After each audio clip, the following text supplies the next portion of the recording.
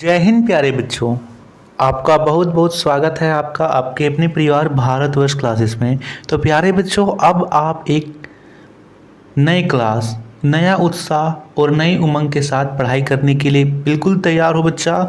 आज हम क्लास 7 हिंदी की प्रथम कविता चाहता हूं कि सभी एमसीक्यू क्वेश्चन करेंगे।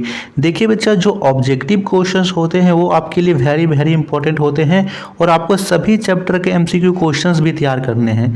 तो आज हम इसके एमसीक्यू क्वेश्चंस करते हैं। मैंने पिछले वीडियोस में इस चैप्टर को, इस कविता को पढ़ाया है और इसका अर्थ भी समझाया है। यदि आपने नहीं देखा तो आप देखकर समझ लीजिए और आप इस वीडियो के कमेंट में अपना स्कोर जरूर बताइएगा कि आपका स्कोर क्या है और आपने कितना इस कविता को सीखा है। तो पहला दे रखा है, चाहता हूँ कविता के कवि कौन है। विकल्प दिया गया है प्रेमचंद, कबीरदास, राम अवतार त्यागी, इनमें से कोई नहीं। सही उत्तर यहाँ पर डी हो जाएगा, सी हो जाएगा, राम अवतार त्यागी। सी विकल्प एकदम सही है। अगला प्रश्न दिया गया है, यह कविता कब लिखी गई है। स्वतंत्रता के समय, जब देश स्वतंत्र था, जब देश में शांति थी, या इनमें से कोई नहीं।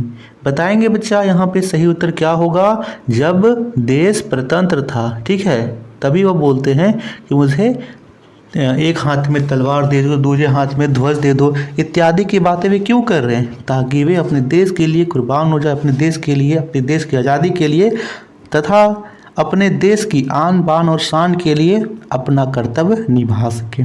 यानी जब देश स्वतंत्र था। कवि देश की धरती को क्या देना चाहता है। विकल्प दे रखा है प्रेम, मजदूरी, घृणा, या इनमें से सभी। बताइए बच्चा यहाँ पे तीसरे का सही उत्तर क्या होगा। बिल्कुल सही, वो देश को प्रेम देना चाहता है। सही उत्तर ए होगा प्रेम। वो मजदूरी नहीं देना चाहता है, ना ही घृणा। सही उत्तर होगा प्रेम। अगला प्रश्न, प्रश्न संख्या 4 दिया गया है, कवि मन और तन किसे समर्पित करना चाहता है। विकल्प है देश को, भगवान को, जनता को, या इनमें से कोई नहीं। सही उत्तर क्या होगा बच्चा, जल्दी से बताइए। बिल्कुल सही, सही उत्तर ए होगा, वह देश को मन और तन समर्पित करना चाहता है। बहुत बढ़िया। प्रश्न संख्या 5वां दिया गया है, कवि मोह के बंधन क्यों तोड़ना चाहता है। विकल्प है परतंत्रता के कारण, मोह के कारण, लोभ के कारण, या इनमें से कोई नहीं।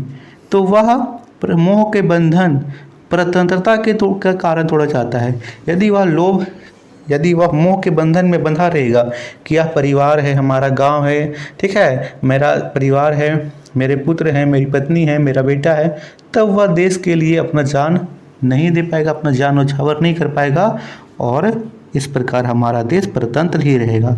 इसीलिए वो तोड़ना चाहता है। अगला प्रश्न है, सुमन का अर्थ क्या होता है। पानी, आकाश, जल, या फूल। सही उत्तर डी होगा, सुमन का अर्थ फूल होता है, इसको हम लोग पुष्प भी बोलते हैं। नीड़ का अर्थ क्या होता है। पेड़, घर, घोंसला, या इनमें से कोई नहीं। सही अर्थ सी होगा, घोंसला। एकदम सही। चलिए 8वां प्रश्न दे रखा है, स्वतंत्र का विलोम शब्द क्या है। विकल्प दे रखा है परतंत्र, लोभ, जगत, या इनमें से कोई नहीं। स्वतंत्र का विलोम परतंत्र होता है।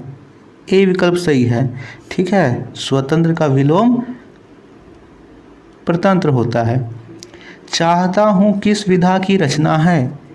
कविता, कहानी, नाटक, इनमें से कोई नहीं। तो यह एक कविता है। सही उत्तर ए होगा, कविता। 10वां प्रश्न है, कवि हाथ में क्या थमाने की बात कर रहा है। तलवार, ध्वज, दोनों, या इनमें से कोई नहीं। तो वो क्या बोलता है, एक हाथ में तलवार दे दो और दूसरे हाथ में, सीधे हाथ में तलवार दे दो और बाएं हाथ में ध्वज को थमा दो। यानी वो दोनों लेना चाहता है। तो ये थे इसके एमसीक्यू क्वेश्चंस। वीडियो को ज़्यादा से ज़्यादा लाइक और शेयर कीजिएगा। थैंक यू बच्चा। इसके बाद हम लोग नेक्स्ट चैप्टर पढ़ेंगे, ठीक है, गिल्लू जो है उसे। आप नए हो तो सब्सक्राइब जरूर कीजिएगा। धन्यवाद।